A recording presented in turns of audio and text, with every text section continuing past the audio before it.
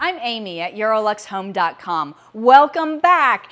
Thanks for hanging out with me today on YouTube. If you enjoy this video, be sure to like it, subscribe to our YouTube channel, and maybe even share it with a friend who might also enjoy learning about European antiques.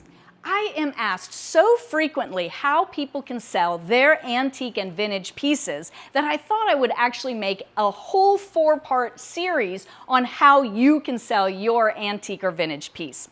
So this is our 4th episode of the series, so if you have missed the first 3, go back and watch 1, how to value or price your pieces, number 2, local options for how you can sell your piece locally and you don't have to ship, or number 3, online options of where you can reach a wider geographic audience. But today, I'm going to give you the best tips and tricks for how you can have success selling your antique or vintage item.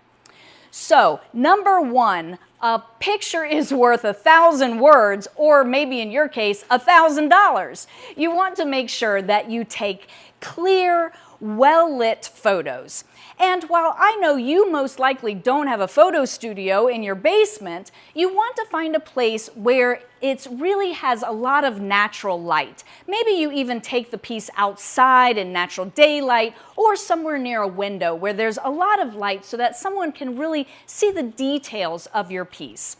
Make sure that you're not using a filter on your phone because you really want to portray the piece exactly how it is.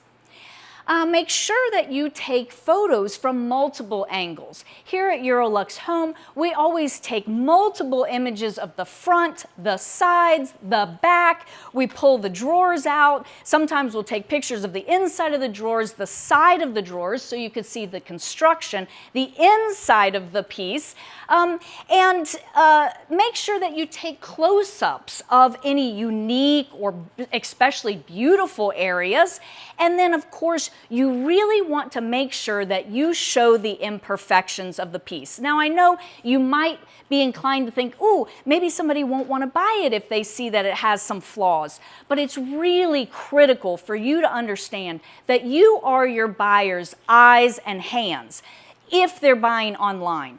And so you really need to really show everything about this piece. So you want to make sure you take lots of photos and show the flaws. It's important that you're very honest about showing every angle and any imperfection.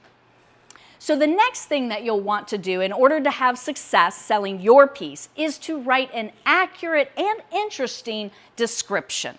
So for sure, you want to include the dimensions, and not just the height, the width, and the depth, but for instance, if you're selling a chair, you want to include the seat height, or if it's an armchair, the arm height. Or if it's a dining room table that can extend, you want to give the dimensions closed and open. Or maybe it's a desk that opens out. You'll want to give the dimensions of it closed and open.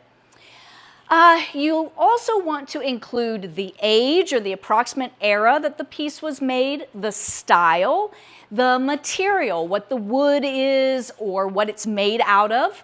And also be sure to give any known history, any details about how it came through your family or whatever you know about the piece. You do want to make sure that you describe the color in words. While a picture is worth 1,000 words, online it can be problematic how someone has their monitor tuned or their screen. Color is very difficult to portray online. So it really is best to show photos, especially of upholstery, close-up photos, and then also describe the colors in words. And that goes for the condition. Not only do you want to show any imperfections or flaws, you want to describe them in accurate language too.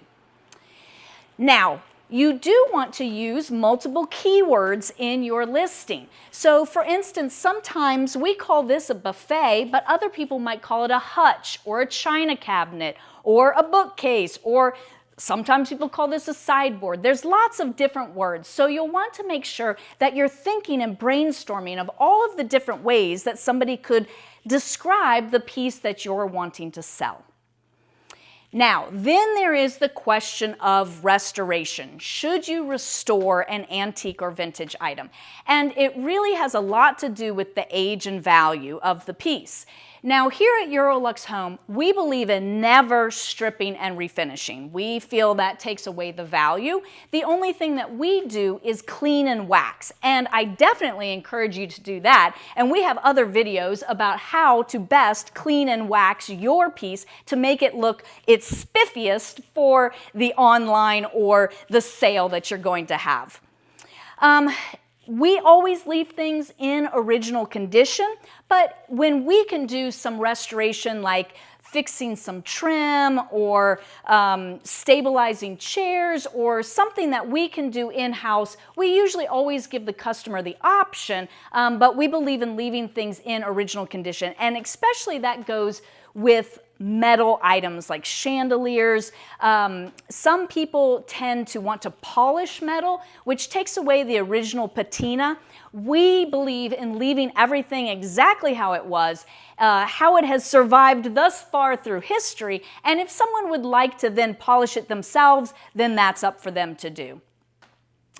Now, should you leave something in original condition, or do you want to paint it and upcycle it? You know, it kind of depends on what you want to do, but keep in mind that if you paint something, somebody else might not want it painted, they might not like the color that you have, but maybe it's something that's not so old, maybe from the 70s or 80s, and so it doesn't have a wide market as it is, but if you painted a really cute pink, it might look cute in somebody's little girl's room, or blue for a boy's room, or different colors for different places in your home. So just keep that in mind when you're thinking about upcycling something and changing the actual nature of it. Now, another tip for you to be successful in your process of selling your antique and vintage pieces is make sure you promote your listings. So if you're going to have a local sale, or maybe you've even taken it to a local antique dealer to put it on consignment, then you want to make signs, especially if you're having a garage sale or a tag sale. Put nice looking signs, not just scribbled by hand, but print it out, make it look nice. Put them around your neighborhood, announcing when the sale will be. Maybe you want to post in community bulletin boards, or maybe at your local church or school, there's a place where you can list things for sale. Maybe even your local radio station. But make sure that you share it on your social media platform, Facebook, Instagram, Pinterest, TikTok, wherever you enjoy social media. Maybe include a listing and put your photo of your piece that you're trying to sell. So it all comes down to making sure that you are honest and authentic, that you are very accurate in what you are presenting, and be sure to have fun. If I can answer any additional questions for you, please reach out. I hope this 4-part series has been helpful for you to go through that process of how you can sell your antique or vintage item. If you have any other ideas, please include them in the space below. Like this video, subscribe to our YouTube channel, and maybe even share it with a friend who is also thinking about selling their antique or vintage items. See you next time.